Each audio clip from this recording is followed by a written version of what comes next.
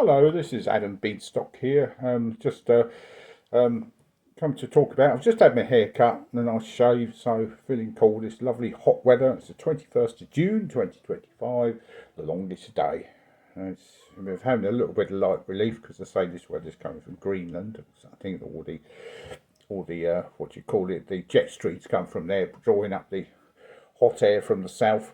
Anyway, so hopefully it will get a bit cooler and bearable. Been doing housework today.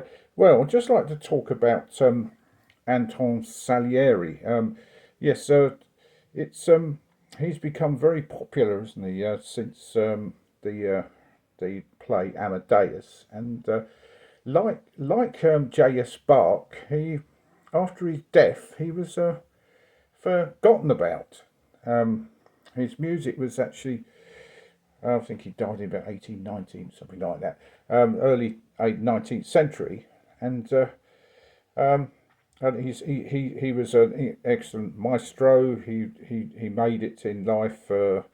He was Italian. He was living in Austria or the Austrian-Hungarian Empire, and I think the Italians were not very well liked, let's say, by the local people there. The geopolitics of the day discriminated against Italians, and they were thought as not being trusted people. And I think he took this on board, and I think he went into the ministry, tried to be a monk, tried to be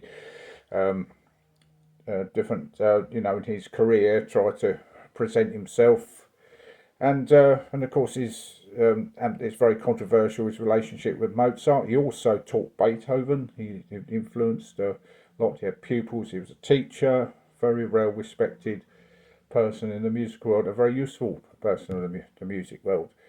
So, and then of course comparing him with Bach, it was Mendelssohn 100 years ago, was 100 years after his death, promoted his music. But Salieri actually during his lifetime, later years of his lifetime, he actually spent a lot of his time promoting Mozart's music. I don't think we would actually know how Mozart's music as well as we do today if it wasn't for Salieri, because he got together with Constance, his wife, and he was publishing and promoting his music, conducting his operas, and Mozart got away with copyright, I would say, because it's the case with the Allegri Miserere, which was performed in the 16th Chapel, which wasn't allowed to be performed outside the 16th Chapel, and he went with his holiday to the Vatican with his father and heard this and then wrote it down. And of course, it's the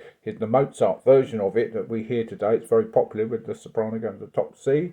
And of course, the other big copyright blunder he did was the overture to the Magic Flute, which is the Allegro section, which is the exact copy of Scarlatti's sonatas. And I think these copyright issues did catch up with him in the end. But this is all speculation because we weren't there at the time. We don't know what's going on, but we can only assess what the political situation. You had the Austro-Hungarian Empire, a lot of it, and of course Italy in those days wasn't a united country. It was quite war-torn between the different doges and things like that. So the best option for these Italian composers was to leave Italy and go up into Vienna and Austria to make a living for themselves, because it was relatively peaceful from their homeland. Anyway, so but now since the Amadeus play, I think it was the 1970s, Salieri has become very popular, and hearing it a lot on YouTube now, and they're really finding a lot of his music, and we are discovering the true genius of this composer, and I think he's possibly equal to Mozart in his of that time, because they had to write to a particular form, the classical form. It wasn't the romantic; it was between the Baroque and the sort of. I would say it's Rococo, so it is very enjoyable music to listen to, such as Mozart is. Anyway, so I like to see if any faults on this. My facts might not be exactly accurate, but it's just come in on my thoughts on Anton Salieri. You know, as years later, now with the 21st century, you know, it's only going back 50 years, his music has been recognised, I'd say, coming from the dark, going back, you know, from the early 1800s, so after he died. And anyway, so that's all for now. Adam Beanstock signing off.